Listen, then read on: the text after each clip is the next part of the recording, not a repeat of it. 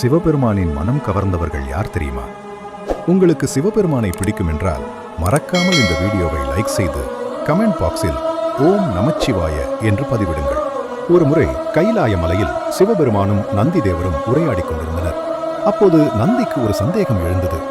அவர் சிவபெருமானை பார்த்து, சுவாமி, இந்த அகிலத்தில் உங்களுக்கு மிகவும் பிடித்த நபர் யார் என்று கேட்டார். அதற்கு சிவபெருமான் புன்னகையோடு, நந்தி, நீ என்னுடன் பல யுகங்களாக இருக்கிறாய், உனக்கு என்னை பற்றி நன்றாக தெரியுமே, நீயே ஊகித்துச் சொல்லேன் என்றார். நந்தி தேவர் யோசித்து ஒவ்வொருவராக கூறத் தொடங்கினார். முதலில், உங்கள் சரிபாதியான பார்வதி தேவிதானே என்று கேட்டார். அதற்கு சிவபெருமான் இல்லை என்று சிரித்துக்கொண்டே மறுத்தார். அடுத்து, உங்களுக்கே பாடம் புகட்டிய ஞான குழந்தை உங்கள் இளைய மகன் கார்த்திகேயன் முருகன்தானே என்றார். சிவபெருமான் அதுவும் தவறு என்றார். உடனே நந்தி, தாய் தந்தையே, உலகம் என்று சுற்றி வந்த உங்கள் மூத்த மகன் விநாயகர்தான் உங்களுக்கு மிகவும் பிடிக்கும் என்றார். சிவபெருமான் அப்போதும் இல்லை என்றே கூறினார்.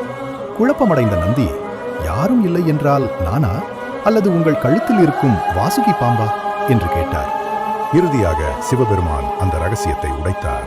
அவர் கூறினார், துன்பத்திலும் இன்பத்திலும் அனுதினமும் என்னையே நினைத்து வாழும் என் பக்தர்கள்தான் என் உலகம். அவர்கள்தான் எனக்கு மிகவும் பிடித்தமானவர்கள்.